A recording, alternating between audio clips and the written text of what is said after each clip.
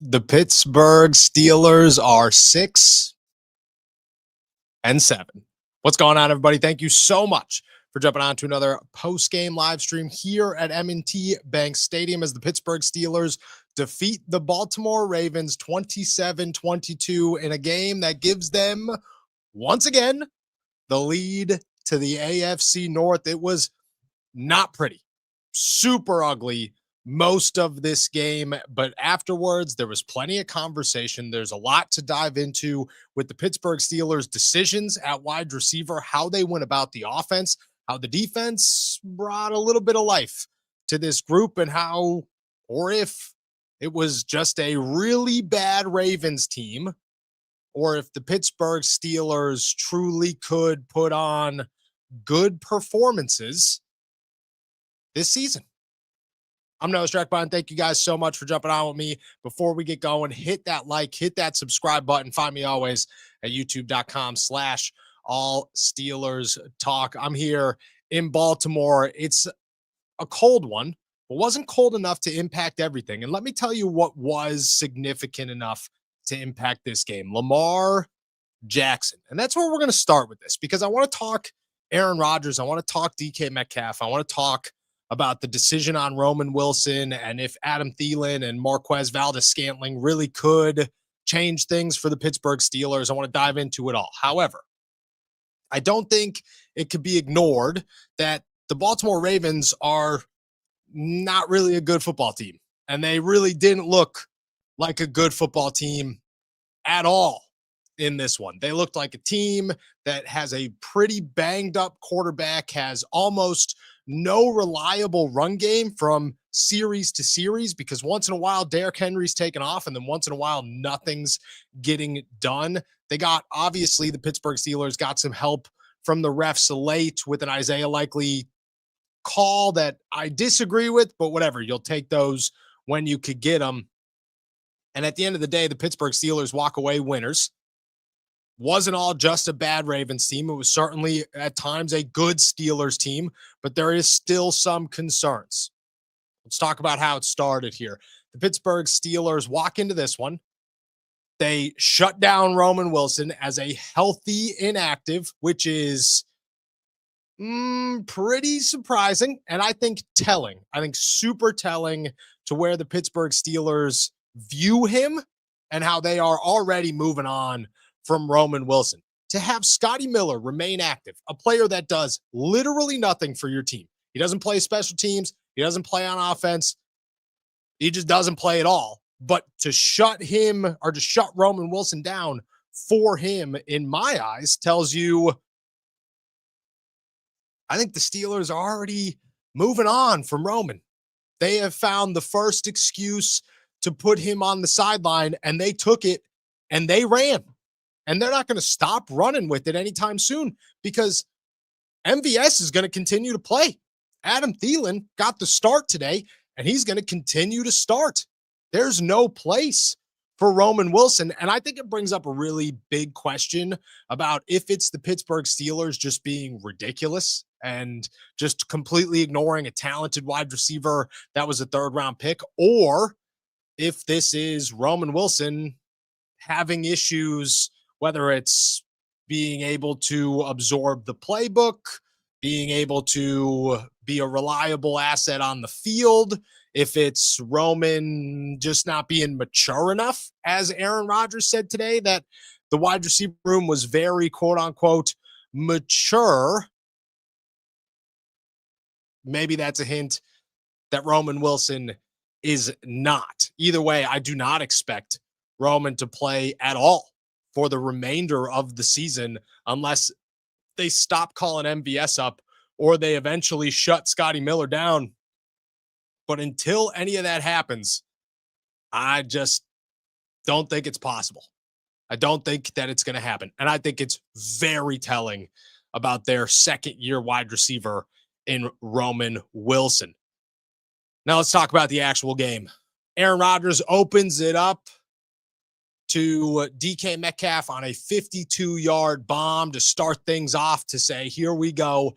And what I loved, and I don't know if it's going to continue, but what I took away from this one is This was the first game really all season where DK was not double and triple teamed throughout the game, where there wasn't constant safety help moving over top, where DK had the ability to go one-on-one with corners. And if you have the ability to go one-on-one with corners, I put DK Metcalf in a group that's going to beat those guys most times. And he showed that today. He showed that right from the jump today. I don't know if that's Adam Thielen. I don't know if that's MVS. I don't know if that's a mix of both. What I do know is that it worked.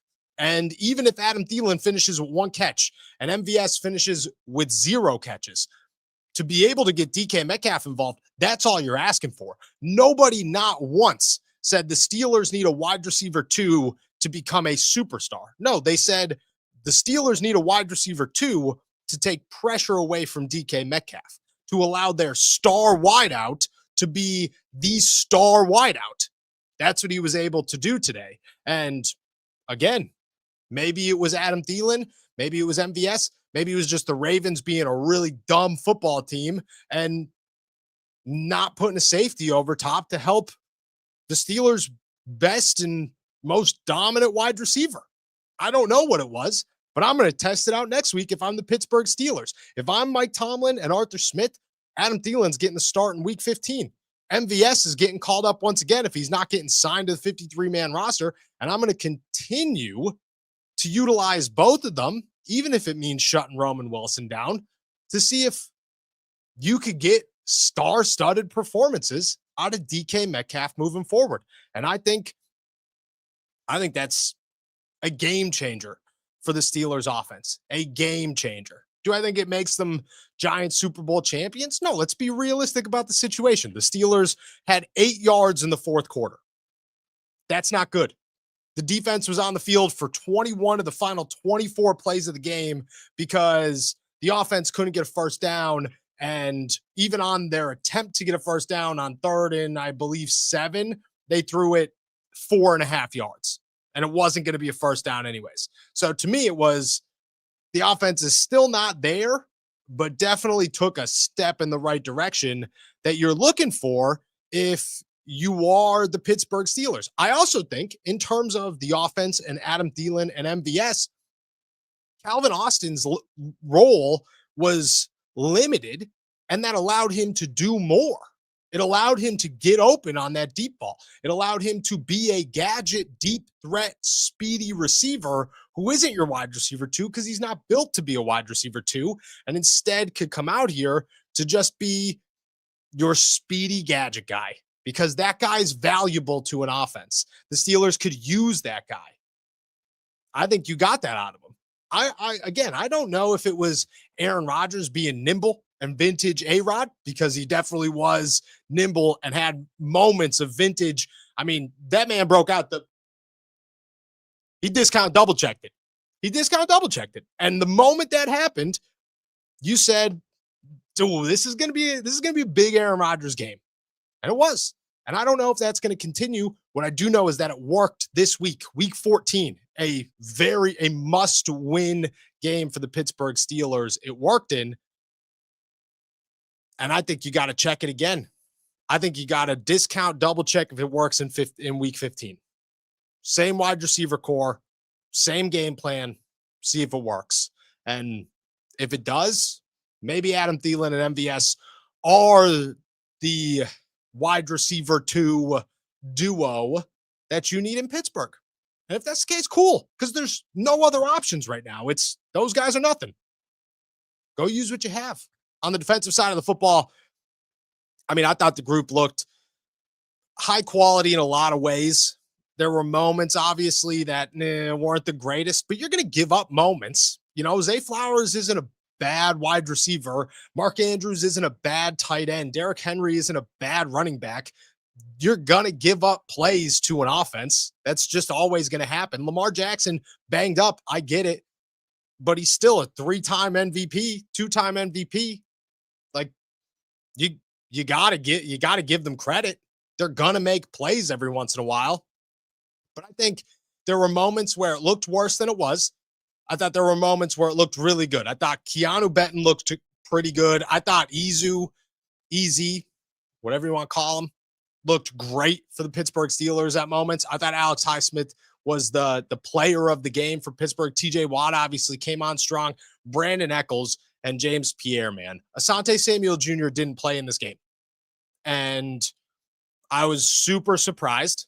Don't think I supported the decision. Still don't think I support the decision. But I'm not upset about him not seeing the field if Brandon Eccles and James Pierre are going to do what they did today. James Pierre has earned himself some money, not in Pittsburgh. He's not going to get re-signed by the Steelers, but he is going to get signed somewhere. Somewhere, somehow, the Pittsburgh Steelers corner 2 is going to get a deal in free agency. And it's going to be awesome when James Pierre earns $15 million on like the Tennessee Titans or something in 2026 to go be a starting corner, and hopefully it works out for him. Hopefully it works out for him. But I'm okay with that defense because I thought it looked pretty prime. I thought for most of the game, it looked pretty good. I thought Patrick Queen took a significant step forward for the Pittsburgh Steelers. Obviously, Cole Holcomb comes in when Malik Harrison goes down. And to be really honest, I didn't see Cole make a single play, but he led the team in tackles. And I don't know how that happens, but I don't know. I'm okay with it. I'm okay when guys like Chuck Clark and Jabril Peppers, who I thought played well, make plays. I think today was a moment where Jabril Peppers showed once again that he should be on the field for the Pittsburgh Steelers. And the Steelers, hopefully next week, listen, if Kyle Duggar's out for significant time with a hand injury, I don't know exactly what the hand injury is, then Jabril should be the starter. But even if Kyle comes back, Kyle's the starter, Jabril should be off the bench. And he should actually play off the bench instead of what has been happening. And it's just a 2 safety system. No, play 3 safeties. Let Jabril be out there. Let him make plays. They used him in the slot. They used him up by the line of scrimmage. I liked what I saw from Jabril Peppers. I had no issues with Jabril in this game. And I think he should be playing more. I thought overall the defense looked pretty good. Again, I think the Ravens are not a good football team. What I saw today was a really bad football team, a really bad Baltimore Ravens football team. But I'm not going to say that that's the reason the Steelers won. I think the Steelers played better than them. I think the Steelers looked at times significantly better than the Baltimore Ravens. And that's what you're looking for. You're going to play bad teams. You're always going to play bad teams. Do you barely get by, or do you look significantly better? I think the Steelers look significantly better, except for the fourth quarter, which I think that's where we'll wrap this up before I start answering everybody's questions. If the Steelers can't complete a game, we could get as excited as we want. Everybody could say, AFC North champs, they got first place again. This looks great. All you want. You're not going to win a playoff game if you can't win the fourth quarter. The Buffalo Bills today won in the fourth quarter. You got to win in the fourth. You got to be able to have more than 8 yards. Your defense can't hold a bad Baltimore Ravens offense to two game-winning stops and act as if that's going to do it. It's not. You're going to end up against the Chargers. You're going to end up against the Broncos. You're going to end up against the Patriots. And they're not going to be able to do that. Your offense has to come through and be able to put up more than 8 yards in the fourth quarter. And if they can do that, I think the Steelers took a pretty significant step forward. Now let's talk about Mike Tomlin here.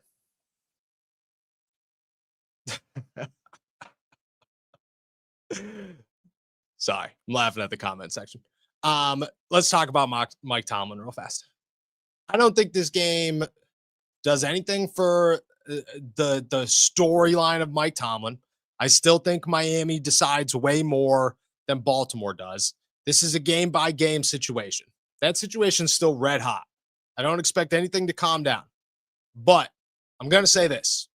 Every win quiets the noise, and as it should. You know, this is an NFL. You're judged on a weekly basis. You should always be judged on a weekly basis. Right now, Mike Tomlin, there should be no noise throughout the week about the future of Mike Tomlin. Next week, there will be more noise if they lose. If they win, it becomes more and more quiet. But you got to give anything else, or you got to give credit to a coach that wins, just like you have to give credit to a team that wins. I'm not convinced that the Baltimore Ravens are a impressive team by no means, but it doesn't matter. You won a football game, you look good, and you're in first place in the AFC North.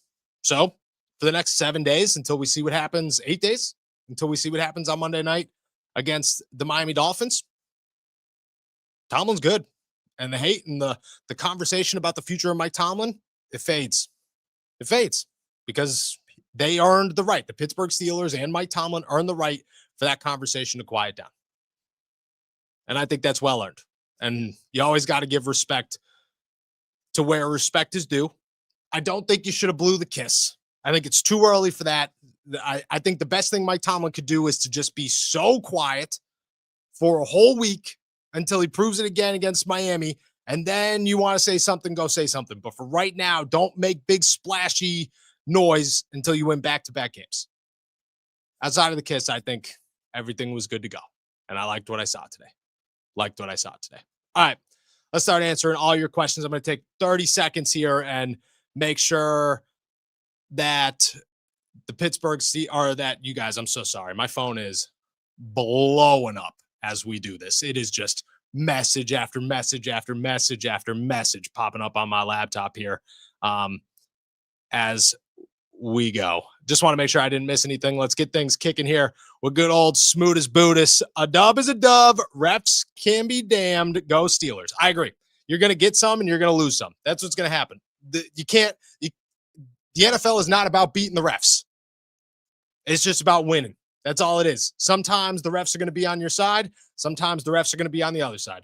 In this game, I think there were moments where the refs were on the Ravens side. I think there was a gigantic moment where the refs were on the Steelers side.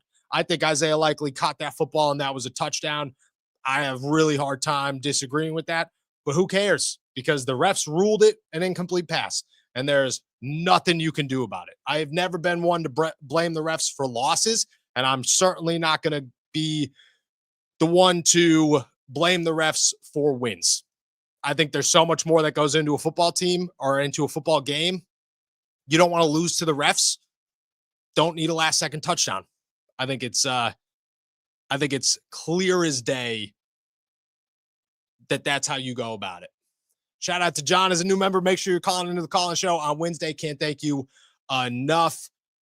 King vibes here. Our schedule compared to theirs, we should be in the playoffs with a home game. I agree. I think that this game, in my eyes, is the beginning of the end of the Pittsburgh Steelers race for the AFC North. I think that they have it, unless there is an utter collapse, unless you lose to the Miami Dolphins, which it's a low of 16 degrees on Monday night in Pittsburgh.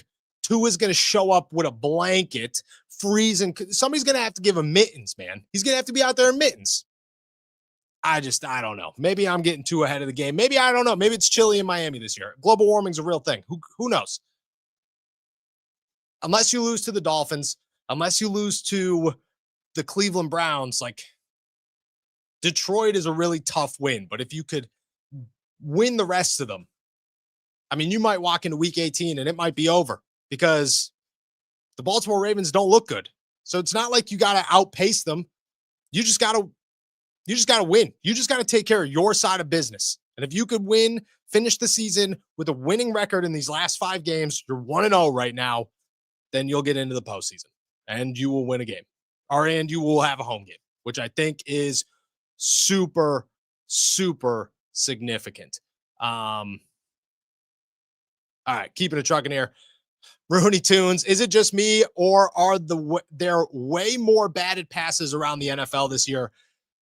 That's so tough because all I watch is primetime games and the Steelers.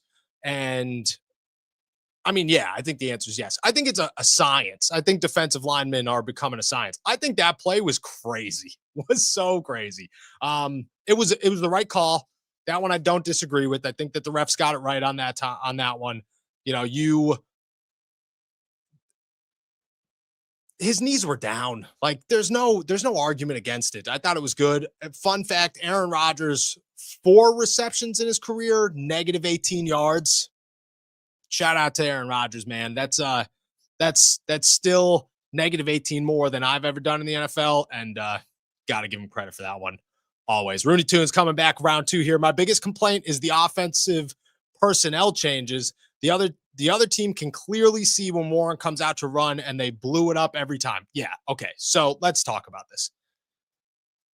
The Dylan Cook in motion tossed to the right for Jalen Warren. I mean, my grandmother could call that after watching one Steelers game. She'd sit there and be like, "Oh, they're going to pitch it to this guy. That's what's going to happen." It's the easiest play to call in the NFL.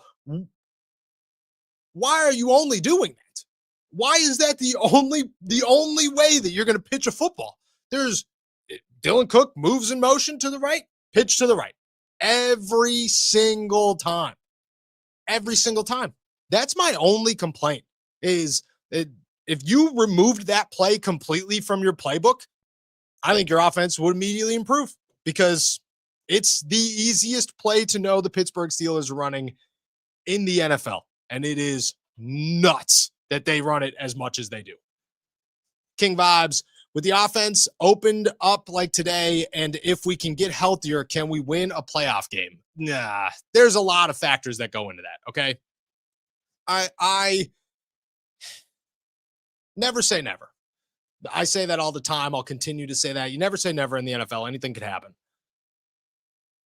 I don't think that beating the Baltimore Ravens in my eyes tells me that the Steelers are like this crazy good team. I think the offense had 8 total yards in the fourth quarter. That's not impressive. That's a really bad fourth quarter, actually. I think they opened up. I think they look good. I think this is a good step in the right direction. But I think that it's early to start making assumptions and guesses about the playoffs.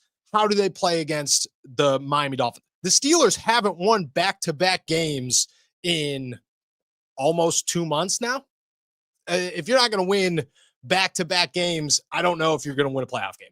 And even if you are, I mean, you're going to win one and then you're going to get smoked in the other. I think Miami tells us way more about the Steelers and their playoff push than Baltimore ever could. One, because I don't think Baltimore is a good team. Not that I think Miami's a good team. I don't. But 2, can the Steelers carry it over? If they can, I think the adjustments are made. And I think that it's a different situation and one that you could believe in a little bit more. Marco, Rashad Bateman equals Roman Wilson plus Scotty Miller trade. I mean, if you're going to give up Roman Wilson and Scotty Miller and end up with Rashad Bateman, I wouldn't be upset about it. Rashad Bateman's a decent wide receiver who's in an offense that doesn't utilize him at all. I mean, as a wide receiver 3, he's not a wide receiver 2. You're not treating him as a wide receiver 2. I'd treat him as a wide receiver 3. I'd feel pretty okay about wide receiver 3. And I mean, I'd do it. I would do it in a heartbeat. Sure. You want to make that trade in the offseason? All for it. Do I think it would happen? I think trading in the division for a starting wide receiver is really difficult. But I'd be for it if they want to try. Nate Moore, what's the deal with Roman Wilson? I don't know.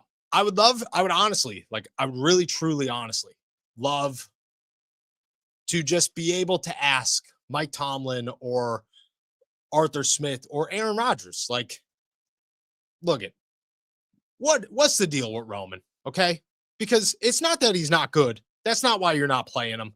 There's got to be something else there. Either he's not picking up on the playbook, he's making mistakes, he's doing something off the field, he's hard to get along with. I have no idea what it is. I like Roman. I think Roman's a super nice guy every time I talk to him. He seems like a very smart, well-mannered individual. And I like everything about him. The Steelers don't. There's something there. And I don't know what it is because they'll never tell you. but there's gotta be something there. There's gotta be something there to it's not talent. I'm telling you that right now. It's not that Roman Wilson is not good. It is something about the way he is going about his week, his inability to do something. I don't know. I don't know, man. I couldn't tell you, but I would love to know. Shout out to Kenny Pickett, who just went in for the Raiders. Shout out my guy. Good times. Good times. Pittsburgh Hornets, Joey Porter Jr. penalties are a big issue for us. Are they getting worse? I don't think they're getting worse. To be honest with you, I think the DeAndre Hopkins thing was not a penalty. I don't. But people disagree with me with the Isaiah Likely touchdown, and they'll say, like, oh, it was a touchdown. Go watch it back. Okay, like, we disagree on that. I also disagree that the DeAndre Hopkins holding penalty was a holding penalty. I think DeAndre grabbed him. What are you going to do there? How are you got to get out of that situation, and you can't if the wide receiver has you locked up. I don't know. I don't think they're getting worse. They're definitely an issue. The problem is I just don't I don't know what to do with Joey Porter Jr. because he's a starting corner in the NFL, but he's a costly corner in the NFL too, and you got to teach that. But I don't know if I don't know if you could. I truthfully don't know if you could at this point. We're going to see what happens. Keeping a truck here, Maddie. Do we still have to worry about the Ravens being on our tail, or are we sitting comfortably? Great question. You always have to worry. You always have to worry. What if you go lose against the Dolphins and you lose against the Lions, and then you're going to Cleveland and Baltimore to finish the season? You know, like, Cleveland's going to do in Cleveland. That's not a guarantee. It's not. I would bet on them to win, but that's not a guarantee. We've all seen that story 100 times. We know it's not a guarantee. No, I would not be comfortable. I don't think the Steelers could be comfortable. The Steelers are 3-5 in their last 8 games. Don't get blinded by a win. Nobody can get blinded by a win. They're first in the AFC North. They're sitting pretty right now. The ball is in their court. The AFC North is in their court. It is all in their hands right now. That could change real fast. And I think that you have to acknowledge that and take it one game at a time and see what happens. But I don't think the Ravens are a good team. And I'm not super confident that they're going to become a good team in these last 4 games. Winning in December, when was the last time that happened? It's crazy, but it's true. But that, again, like, adds on to the conversation that we were just having. You don't know. You just never know what's going to happen with the Pittsburgh Steelers in the last couple of weeks of the season. You just have no idea. So it's a wait and see situation. And again, we'll wait and we'll see. Angry Dragon, who cares about this win? All it means is we are headed for another embarrassing first round playoff exit. Is this what winning looks like for us now? To be honest with you, I disagree with the pushback here. Like, do I think the Steelers are going to win a playoff game? I would not bet on that. And I'm not taking this game as like, it's going to happen now. No. But do I look at it and say it is certainly possible that this team is improved and that you could carry momentum off of what you saw on the field behind me? Yeah, for sure. For sure. I think it's a long season. And I think that a win is a win, and you take it as it comes. You take it as it comes. I thought you were talking about me. All right, keeping it trucking here. Coffeeaholic, same, brother. What do you expect? It's the Mike Tomlin-led Steelers. Fire him. Who cares that they won today? We know they have a ceiling while he's here. So here's my question with this one. And we'll find out on Monday. If the Steelers stink on Monday, do the Fire Tomlin chants come back? That's my big question here. And I don't know if it's going to happen. I'm not a fan. Patrick Queen wants to blame the media for the Fire Tomlin chants, which is hilarious. Shout out PQ. He's a great guy. But players, it's always the easy one. And the media is always the easy one. You know what I mean? There's the media. It's not the media, dude. It's the fans chanting the stands saying Fire Tomlin. Like, this is what it is.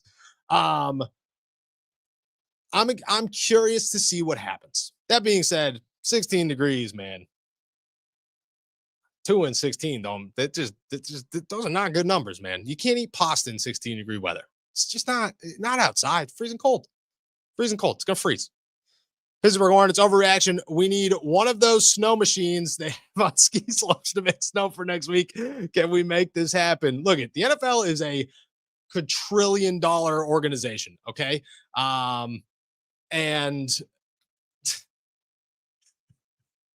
sorry, I'm laughing at people in the comments again. Is a $1 trillion organization. The Pittsburgh Steelers, I believe, are worth $3.6 billion. I think that they could buy a snow machine. I truly do. I truly, truly do. I truly, truly do. Broderick, this win was weak sauce. Fingers crossed for a left tackle position. We need to keep Aaron upright. Dude, for real. Dylan Cook played his first ever NFL snap today. It is not great to think that he's going to be your starting left tackle next week. Going to see what happens. Miami's pass rush isn't they're not nothing. You know, there's something to watch for sure. I don't know. We'll see what happens. My guess is Dylan gets an opportunity.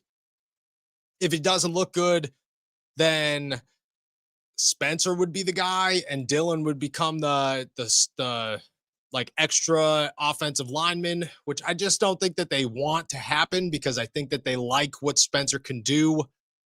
I don't know. We'll see. We'll see. I agree with you though. That's a giant concern for me and one that I'll have a close eye on throughout the week. Joey, do you think Aaron finished the game last week? They would have won against the Bears. But I think if Aaron played against the Bears, they would have won. Yeah. Yeah, I do. I do. I mean, Aaron owns the city of Chicago. So, yeah, I do. I don't think it would have had anything to do with anything looking crazy. I think Aaron just would have had some oomph. I think that's what this game was. I said it all week long. I said, this is a Mike Tomlin has some passion game. That's what this is. Practice was better. The speeches were better. The Mike Tomlin taking bullets was all over the place. Like, this was a Mike Tomlin's got some passion again game. And I think that I think that Aaron would have had that against Chicago. Oh, sorry. Coffeeaholic. Is Broderick done for the year? Yes, he is on IR. He is not expected to return throughout the entire season.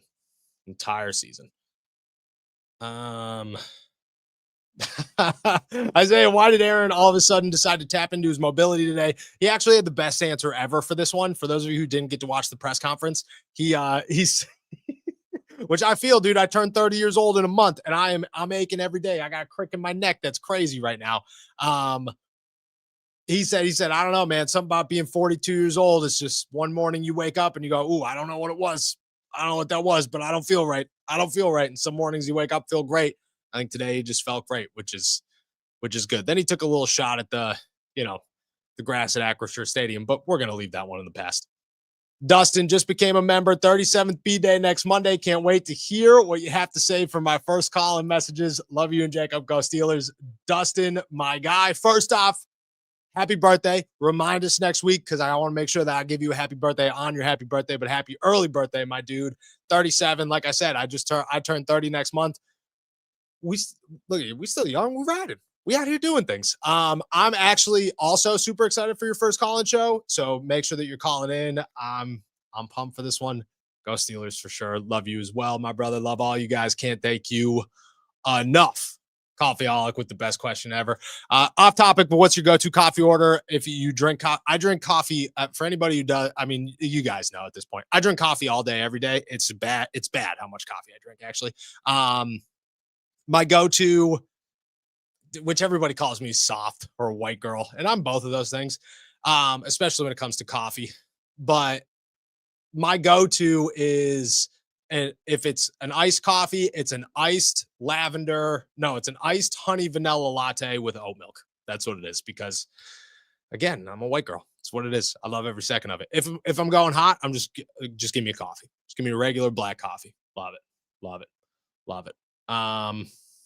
Maddie, Is this the type of game we expect from DK every week? True. It's the type of game you expect, but I also think that the Ravens played him completely different from what other teams have played him all year. And I think that goes into the Adam Thielen and MVS conversation. I think DK drops a lot of passes. I also think that he's double and triple teamed all the time. We're gonna see if that continues, but I think that today the Ravens didn't do that, and he showed how good he can be. So we'll see what happens. Last couple here, Tyrone. What are the chances we win the North? I'm going to say right now 7 out of 10. 7 out of 10 chances that the Steelers win the North. I'm feeling good about it, but again, it's on them more than it's on the Ravens. You just got to keep winning. Dylan, no, did you see your boy Simpson yesterday? Didn't look so good. Yeah. Yes, I saw him. He looked awful. The Alabama looked awful. How they got into the college football playoff is crazy to me. Like, you got smoked by Georgia and remained the same ninth. Like, come on. Yeah, he looked terrible. I don't even have any suggestions on that one. Like, it's not like, oh, he fell down my rankings. Like, I don't even know where I had him in the rankings. It's so bad. The whole thing is so bad. So bad. A couple people roasting on it. All right. Just want to make sure that I don't miss anything. We'll finish it off with this one. Isaiah, how did Adam Thielen look? I saw him a couple of downs, but wasn't sure how much he really played. He played a ton, actually. Only caught a pass, but I think that in the grand scheme of things, it's about what he and MVS provided, which was 2 more veteran presence. And like right now, that's all you're looking for. So I think what he was able to do to take pressure off of DK was significant. You got to build off of it, but I think it was a good place to start with just a couple of days of practice since he arrived. All right, guys. With that said, I'm heading out of here. Thank you so much for jumping on to a post-game live stream here. That came out weird. Post-game live stream here at M&T Bank Stadium in Baltimore, Maryland. Before you head out of here, make sure to hit that like and subscribe button and find me always at youtube.com/allsteelerstalking. Anywhere you get your podcasts, make sure to check out my Steelers to Go dropping tomorrow morning, and then I'll be back later or tomorrow for the flagship show. Until then, enjoy another beautiful day in the Berg. Peace.